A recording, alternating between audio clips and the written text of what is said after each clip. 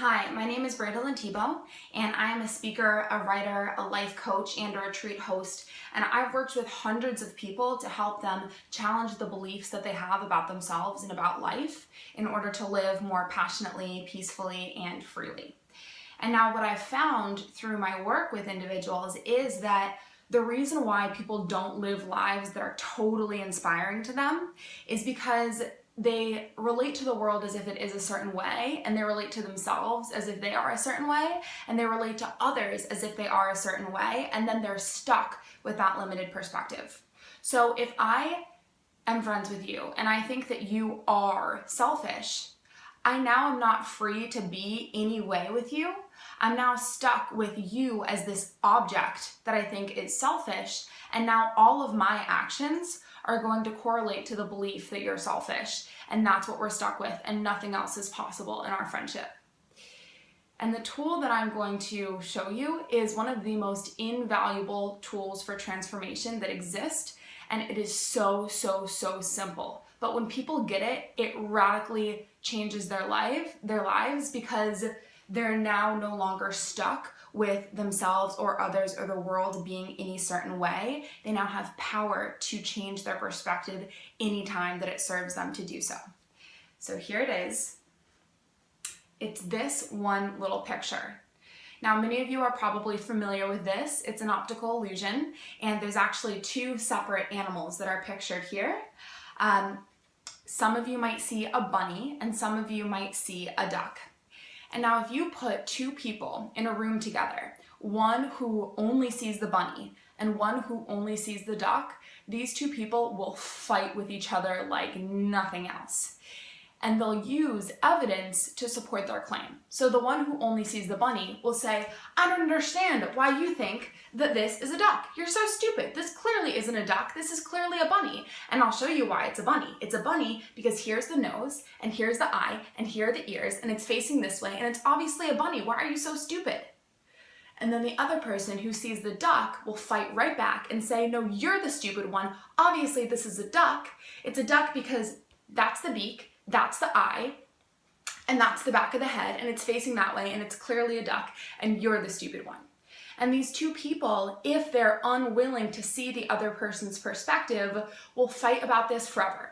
And these are the kinds of things that break up relationships and cause people to never talk to each other again because they are so convinced that their perspective is the right one. And here's the kicker. They both are right, and they both have ample evidence to support their claim. And this is how we live life. We think that because we have evidence to support our claim for something, that is the truth. And this is how politicians work to get us thinking that groups of people are a certain way. Get us thinking that certain races or religions or sexual orientations or genders are a certain way because they selectively use evidence to frame our perspective so that that's all that we see.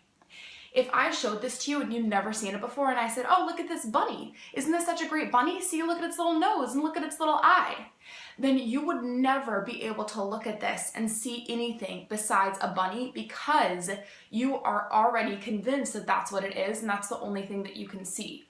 And your mind is so fixed on seeing the bunny that your perspective is not open enough for you to see the duck because you've been framed so that you only see the bunny. And the only way that we can get out of this mentality is to be willing to understand that even though we have evidence to support a claim, does not make it necessarily absolutely true. So even if you have evidence that your friend is selfish, consider that that is one perspective and you're using selective evidence to support that claim.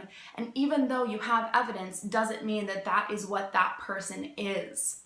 Because you could also find evidence to support the opposite.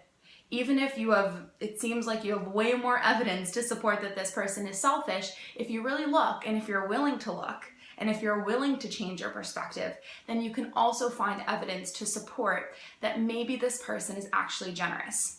And only when you're willing to flip your perspective and then start looking for evidence to support the opposite of your original interpretation, are you free to be new with that person. Are you free to see that person newly? Only when you are willing to challenge your own perspective and look for evidence to the contrary are you freed up to be able to create a new relationship with that person or a new relationship with yourself. So even though you might have evidence that you're not good enough, you might be taking that to be the truth just because you have a lot of evidence to support that claim. But when we look at this, we see that even though we have evidence to support that it's a bunny, when we're willing to flip our perspective, we also can begin to look for evidence to support that this is a duck.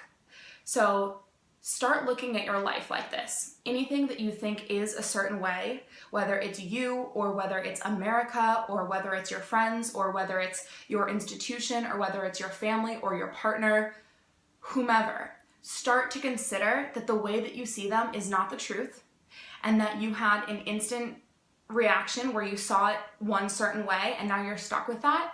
And until you're willing to challenge that perspective and start looking for evidence to the contrary, only then are you going to be free to really create your life and create a life that is inspiring and fulfilling to you. Thank you so much for watching.